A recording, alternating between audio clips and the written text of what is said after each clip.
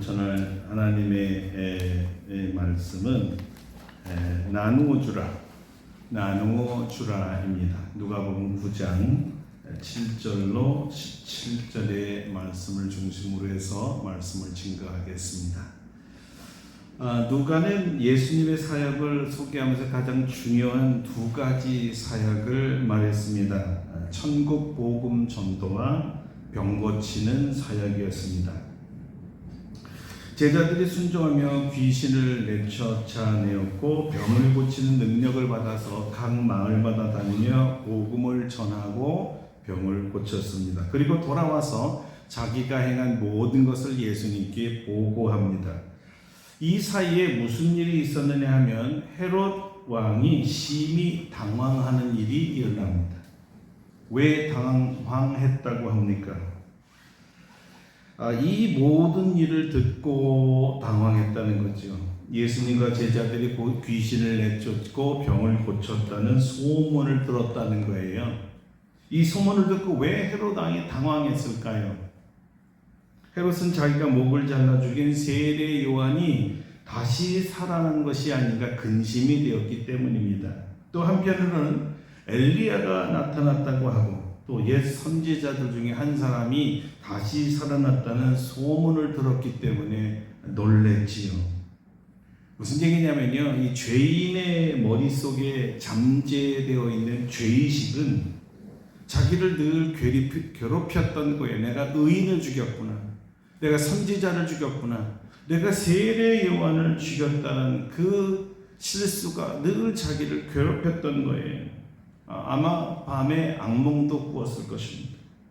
그래서 정말 그가 다시 살아난 세례 요한이면 어떡하나 하고 두려워했던 것이죠. 자, 그래서 이 새로 소문이 일어났을 때 그가 정말 세례 요한인지 아닌지 헤롯 왕이 보고 싶어졌다는 거예요. 왜 또 보고 싶었을까요? 그가 이런 마음을 먹었을 겁니다. 내 앞에 나타나면 또 죽여야지. 난 두려워서 못 살겠어. 이런 마음이었습니다. 자, 이런 악한 생각을 하고 있는 것도 모르고 제자들은 사역을 마치고 예수님께 돌아온 것입니다. 우리가 이것을 마치 영화의 한 장면을 보는 관객의 입장에서 보면요, 두 상황을 동시에 한 번에 보는 것과 같습니다. 한쪽에서는 하나님 나라 건설에 열중하고 있고 또 다른 한쪽에서는 사단의 굴레에 쌓여서 또 하나님 나라를 파괴하려는 모습을 보고 있는 것이죠. 자, 이런 모습을 만약에 관객들이 동시에 보았다면 이렇게 소리칠 것입니다. 아유, 저런 나쁜 사람 같으니 어떻게 저렇게 사람이 악할 수가 있을까? 주님은 생명을 살리고 병을 고치고 천국 복음을 전하는 거에 집중해 있는데 아이고, 저 헤롯 대왕은 생각하는 거하고는 그저 죽일 생만 하는구나. 혀를 찼을 것 같아요. 찝찝하고 말이죠.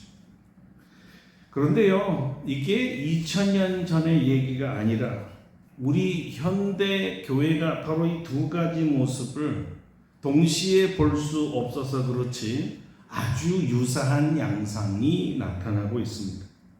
한쪽에서는 주님을 위해 열심히 봉사하고 있고요, 다른 한쪽에서는 열심히 거짓말과 모함과 또 악한 일로 선한 사람을 괴롭히고 있는 모임들이 있더라는 거예요.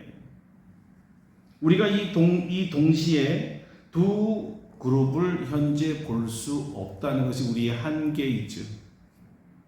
우리는 한쪽 면만을 보려고 하는 경향이 있습니다. 그 한계가 바로 옳고 그름을 바로 판단하지 못하는 이유입니다. 한쪽에 우리는 늘 치우쳐 있거든. 이런 한계는 단지 헤롯 왕이나 유사한 부류에게만 나타난 것이 아니었습니다. 유감스럽게도요, 제자들에게도 나름대로의 한계가 있었습니다. 제자들의 한계는 무엇이었을까요? 제자들의 신나는 전도 보고를 들으신 주님은 물론 칭찬하셨을 겁니다. 그리고 곧바로 벳세다로 갔는데요, 벳세다는 고기잡이의 집 또는 어부의 집이라는 뜻입니다.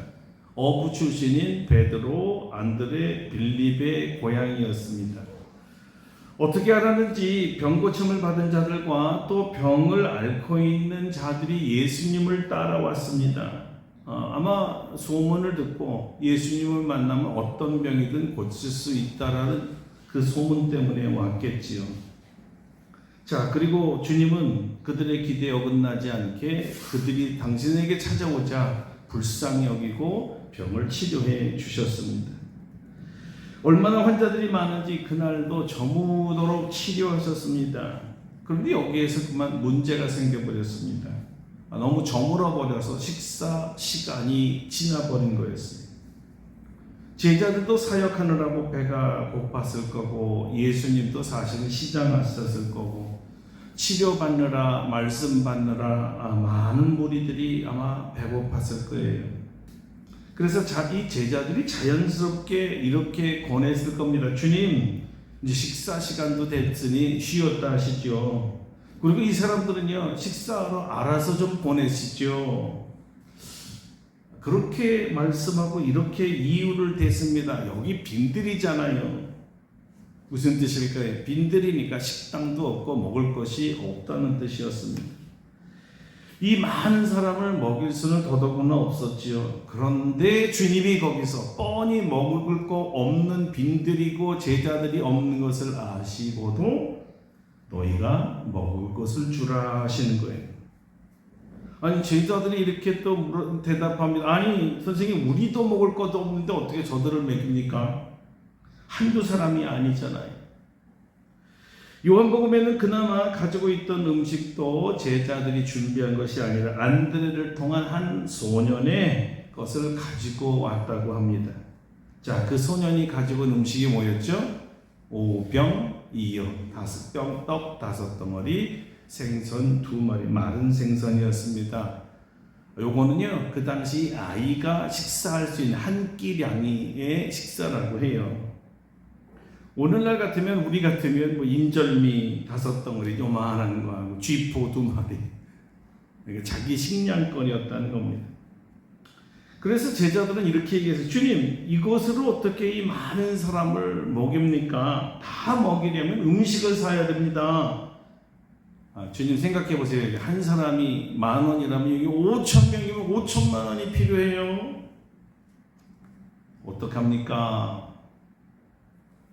그래서 그때 빌립이라는 제자가 200데나리온이나 될 거라고 얘기하면 현대 시가가 식사 한 끼 먹는 게 계산해서 한 5천만 원, 5,000명 먹어야 되는 거죠.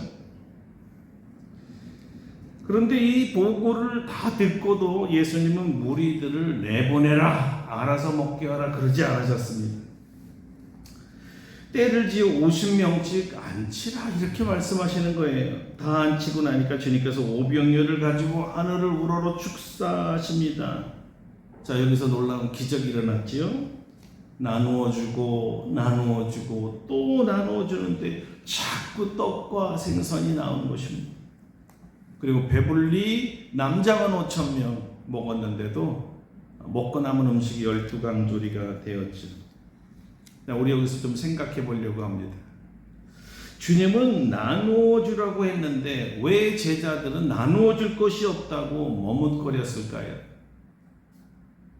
왜 그리고 이 무리들을 돌려보내서 식사 문제를 해결하려고 했을까요? 뭐 당연한 것일 수도 있겠지만 이들은 방금 전까지 예수 그리스도의 이름으로 귀신을 내쫓고 예수 그리스도 이름으로 병을 고친 것을 보고 확인하고 돌아오는 중이었다 이거예요. 무슨 얘기냐면 그들은 예수님이 얼마나 강력한 하나님인가, 기적을 일으키는 하나님인가, 초자연적을 일으키시는 하나님인가를 직접 보고 사용해 보고 온 사람이었다는 거죠. 그런데 주님의 말귀를 알아듣지 못했습니다. 여기까지가 제자들의 한계였거든. 더 큰 이적을 경험하지 못하게 하는 믿음의 한계에 부딪혔다는 것입니다.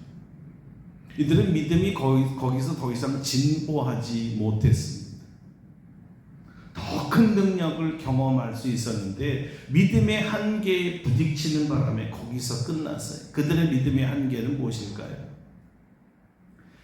첫째는 아직도 주님의 능력에는 한계가 없으신 하나님이라는 것에 대한 지식과 믿음이 여전히 부족했다는 것입니다. 무슨 말이냐면요, 그들은 귀신을 내쫓는 능력은 인정했어요. 그리고 어떤 병도 고칠 수 있다는 것도 다 인정했습니다. 바람과 바다의 비를 멈추게 한다, 이것도 인정했습니다. 그런데 5,000명을 먹인다, 떡 5개로? 이건 안 돼. 무슨 차이일까요? 왜 다른 기적은 다 인정해? 심지어 바람과 바다를 잔잔하게 하는 그런 능력을 체험하고도 왜 오병이의 기적은 믿지 못했을까요? 여기서 우리는 제자들의 믿음이 어떻게 형성되어 가는가를, 그 경로를 배우게 됩니다. 그들의 믿음은요, 오직 자기들의 경험 안에서만 작용됐습니다. 경험이 중요했던 거예요. 자기 눈에 보고 자기 귀에 듣고 자기가 확인한 것만 믿겠다는 거였어요. 여러분, 기적을 믿지 않은 건 아니에요. 믿었습니다. 주님의 능력 믿지 않은 거 아니에요. 믿었어요. 그러나 제한된 기적, 제한된 능력만을 믿었습니다. 왜 그럴까요? 제한된 믿음을 가지고 있었기 때문입니다. 자기가 눈에 보이지 않는 기적은 기적이 아니라고 생각했어요. 그런 기적은 일어날 수 없다고 생각한 거예요. 자기 눈으로 본 것만, 자기가 경험한 것만, 그 안에서 기적이 일어난다고 생각했죠. 이것이 제자들의 믿음의 한계였고 하나님에 대한 지식의 한계였던 것입니다. 예를 들어 보겠습니다. 마태복음 14장에서는 오병이의 기적을 일으킨 후에 밤에 바다 위를 걸어오시는 주님을 만나게 됩니다. 그런데 제자들이 예수님을 알아보지 못했습니다. 참 답답하게 그 주님을 주님이라고 불러야 되는데 유령이라고 부를 정도였습니다. 풍랑을 잔잔케 하시는 예수님은 믿지만 바다 위를 걸어오시는 예수님은 못 믿겠다는 거예요. 아니, 어떻게 못 믿을 수 있죠? 같은 주님 아니, 같은 능력 아닙니까? 왜? 여태까지 이런 건 본 적이 없거든요. 자기가 본 곳이 없으면 안 되는 겁니다. 풍랑을 잔잔케 한 주님께서 바다를 걸으실 수 없을까요? 그들은 없다고 생각했습니다. 이것이 그들의 믿음의 한계죠. 내가 생각한 것만, 내가 추측할 수 있는 것만 인정하고 싶었던 거예요. 정말 제자들의 믿음이란 도대체 믿을 게 아니었습니다. 아니, 믿음이 없어도 어떻게 이렇게 없을 수 있을까요? 바로 이 사건 다음에 9장 37절 이하에는 주님께서 귀신 들린 아이를 고치는 장면이 나오는데요. 먼저 제자들에게 이 아이 아버지가 고쳐달라고 부탁했는데 못 고쳤죠. 그래서 선생님을 찾아온 것입니다. 자, 한번 성경을 읽어드리겠습니다. 당신의 제자들에게 내쫓아 주기를 구하였으나 그들이 능히 못하더이다. 예수께서 대답하여 이르시되 믿음이 없고 배역한 세대여, 내가 얼마나 너희와 함께 있으며 너희에게 참으려. 네 아들을 이리로 데리고 오라. 자, 제자들 왜 못 고쳤다 그랬어요? 예수님의 말씀에 의하면 믿음이 없고 패역하기 때문이었어요. 패역이란 삐뚤어지다는 뜻이었습니다. 한쪽으로 치우쳐 믿는다는 거예요. 내가 믿고 싶은 것만, 내가 알고 있는 것만, 내가 좋아하는 것만, 내가 경험하는 것만 믿고 싶다는 거예요. 이 사람들은요, 바로 전에 오병이어의 큰 이 기적을 체험한 사람들이었습니다. 주님의 이런 능력을 보고 오병이어로 기적으로 만든 떡을 먹었던 사람이죠. 그런데 이 사건은 또 처음 본 경우라는 거예요. 못 봤어요. 새로운 거예요. 그러니까 못 믿겠다는 것입니다. 이게 제자들의 믿음의 한계라는 거였죠. 제자들이 보지 못한 것, 알지 못한 것, 단지 경험하지 못한 주님의 능력과 이런 경우들만은 아니었어요. 아주 중요한 것을 보지 못했습니다. 그래서 한계에 부딪혔죠. 제자들은 무리들이 배고프면 각자가 해결하도록 했습니다. 그 해결책이 결국은 빈들이기 때문은 아니었어요. 결정적으로 이들에게 밥을 먹이지 못한 것은요, 돈이 없어서라고 생각한 것입니다. 돈이 문제를 해결한다고 생각한 거죠. 여기에 제자들과 우리들에게 큰 문제거리가 있습니다. 하나님의 일을 하는데 하나님의 능력으로 하려는 것이 아니라 돈으로 해야 된다고 생각했던 것이 그들의 한계였습니다. 부족한 돈 채우실 주님은 아니라고 생각했던 거예요. 예산이 없는데 어떻게 사역하냐는 거죠. 굉장히 현실적인 것처럼 보이지만 믿음이 거기 빠져 있습니다. 이들은 주님의 기적을 그래서 아예 바라지도 않았습니다. 주님께서 기적을 일으키는 데는요, 불과 5병2어로 충분하다는 이 사실을 몰랐습니다. 쥐포 2마리, 인절미 5덩어리면 5,000명을 먹이고도 12광전이 남긴다는 이것을 몰랐어요. 무슨 얘기죠? 5병이어는 단지 기적의 마중물일 뿐입니다. 아주 작은 거죠. 주님이 우리를 위해서 기적을 일으킬 때 우리에게 바라는 것은요, 아주 작은 마중물이에요. 기적의 마중물이죠. 물바가지 한 방울이 펌프에다 이렇게 붓고 나면 요만큼 물을 붓는데 그 다음부터는 철철 물이 흐르고요, 펌프질이 끝날 때까지 계속 물이 나오잖아요. 여러분, 우리에게 요구하는 것, 우리의 몫은 그저 마중물 정도예요. 그리고 물을 철철 흐르게 하는 것은 주님의 역할이고 주님의 몫인 거예요. 하루 종일 퍼올려도 그치지 않고 나오게 하실 분이 주님이 하시는 일인데 우리는 그것을 몰랐던 거죠. 내가 없으면 주님도 없는 줄 알고 내가 할 수 없으면 주님도 할 수 없다고 생각한 거였어요. 그게 아니죠. 교회의 무슨 사업이나 선교나 구제나 건축이 다 동일한 원칙입니다.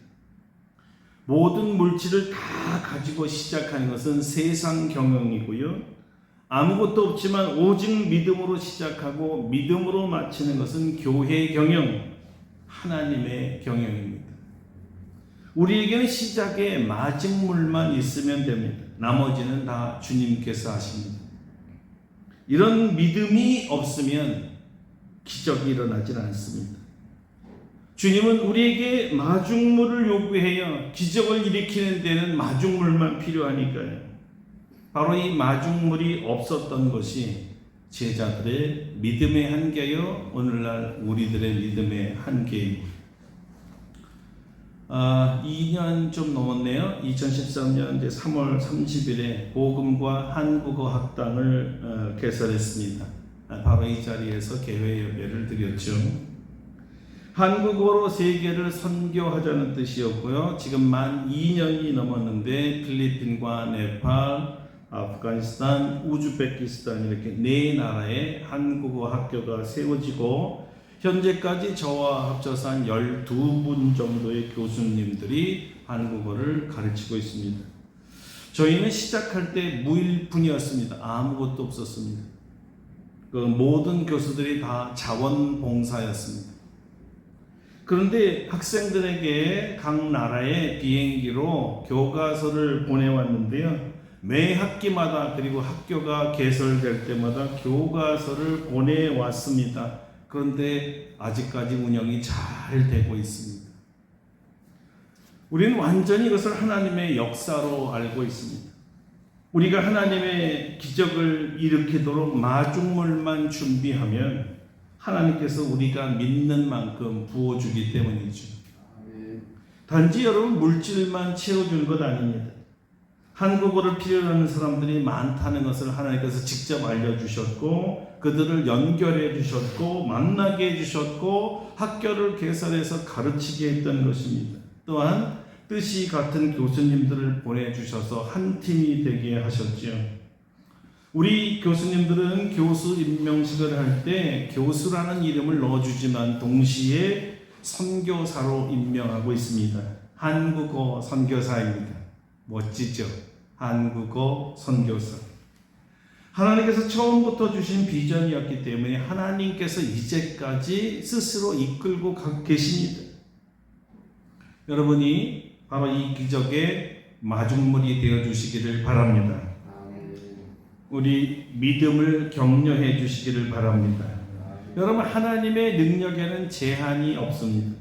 믿음으로 기적의 마중물을 우리가 준비하면 하나님께서 역사해 주십니다. 이렇게 믿음의 한계를 풀고 넘어서고 확장시키면 놀라운 일이 우리에게 일어나는 거죠.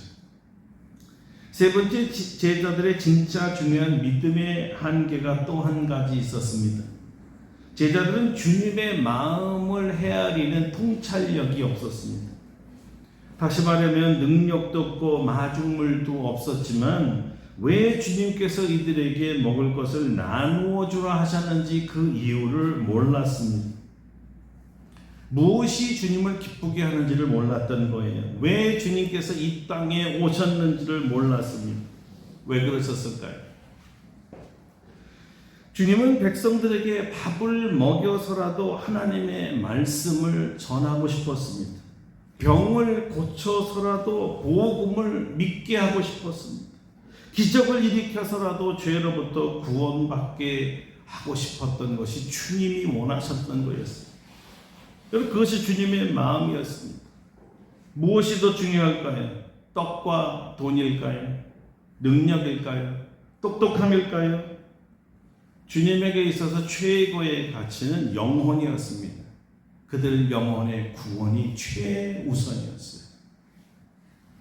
주님은 영혼 구원에 제자들이 동참해 주기를 원했던 것입니다. 이들을 부르신 이유도 역시 같습니다. 가서 기적 체험하라 한 것 아닙니다. 치유 체험하고 능력 체험하라는 거 아니에요. 죄인 구원하라는 거였습니다. 훗날 주님께서 승천하시고 나서 주님 대신 땅 끝까지 가서 죄인들에게 구원의 복음을 전하고 하나님의 자녀들이 되어 영생을 얻게 하기 위해서였어요.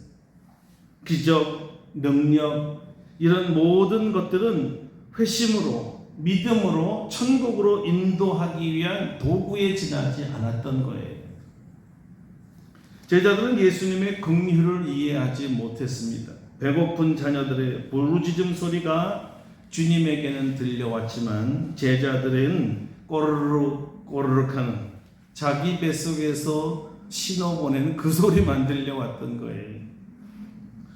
주님의 관심은 온통 자기 백성들이 지금 굶주리는 데 있었지만 제자들은 자기 배고픈 데에만 있었던 것입니다. 이것이 관심의 한계라는 것입니다. 사랑의 한계죠. 이 눈이 열리지 않는 한 예수님의 마음으로 기적을 일으킨다는 것이 무슨 소용이 있을까요? 복음과 영혼 구원 전에 이들의 마음을 연 것은 사랑과 배려하는 마음과 공감과 동참이었던 것입니다. 이 무리들이 주님을 떠나지 않고 주님의 말씀을 날이 저물도록 들었던 이유가 예수님만이 자신들의 마음, 자기들을 알아주었다는 것이에요. 자, 여러분, 그래요. 배고픈 자에게는 먹을 것 줘야 됩니다. 맞지요? 그래야 주님이 증거되기도 하지요. 주님은 이것과 함께 더 중요한 것이 생명의 양식을 먹이는 일이었어요. 영원히 썩지 않을 양식, 생명을 구원하는 일을 가장 중요하게 여겨야 한다는 것이었습니다. 주님께서 살아계셨을 때에는 이 한계가 부서지지 않았습니다. 그럼 이들은 실패작이었을까요? 제자 선택에 문제가 있었나요? 아니죠. 그렇게 믿음이 없다고, 그렇게 믿음이 작다고 꾸지람 받았던 제자들이었지만요, 결국은 십자가에서 다 도망가서 믿음이 하나도 없어 보였던 제자였는데 부활하신 주님께서 보내신 성령을 받고는 사람들이 완전히 달라졌습니다. 성령을 받은 이후에 제자들은 예수님의 마음을 이해하기 시작했고 예수님이 주시는 사명을 자기도 똑같이 하게 되었습니다. 영원 구원을 가장 최우선으로 알았고 복음을 담대하게 전하는 사람이 되어버렸습니다. 바로 이 오순절 성령 받음으로 말미암아 제자들은 떡을 서로 떼며 말씀을 서로 듣고 전하며 복음 전하는 것에 전념하는 진짜 제자들이 되었던 것입니다. 바로 이것입니다. 우리는 아마 빌립처럼 아마 계산적인 믿음을 가질 수 있고 예수님에 대한 기적에 대해서 능력에 대해서 마음에 대해서 부족한 믿음의 한계를 가지고 있을지 모릅니다. 그러나 제자들처럼 우리도 주님이 보내신 성령을 받는다면, 그래서 예수님의 마음을 알게 된다면 기꺼이 내 자신을 주님의 기적의 마중물로 내어드릴 수 있고 복음을 전하는 데 내 자신을 하나님께 드려지기도 가능한 것입니다. 비록 우리 눈에 보이지 않고 내가 경험할 수 없는 것이 많더라도 내 한계를 넘어서서 항상 역사하시는 주님을 믿을 수만 있다면, 그렇게 우리 믿음의 한계가 부서지고 초월되고 확장되고 더 커지고 더 넓어질 수만 있다면, 내가 경험하지 않는 일에도 주님이 하시는 일에 우리는 아멘하게 되는 것입니다. 그때 우리는 새로운 기적들을 체험하게 되는 것이죠. 그러므로 사랑하는 성도 여러분, 여러분의 믿음이 나쁘다는 것이 아니에요. 지금보다도 더 큰 무한대의 주님을 체험하려면 우리 믿음의 한계를 넘어서야만 됩니다. 지금까지도 많은 기적이 일어나지 않는 것은 이 믿음의 한계 때문에 그러는 거예요. 이 한계를 넘어서면 정말 놀라운 오병이어와 같은 기적을 오늘날에도 체험하게 될 줄로 믿습니다. 함께 기도하겠습니다. 우리는 이 시간에 내 믿음의 한계를 극복하고 넘어서고 확장되고 자라나게 없어서, 그래서 주님의 놀라운 일들의 마중물로 내 자신을 드릴 수 있게 해달라고 다 같이 동성으로 기도하겠습니다.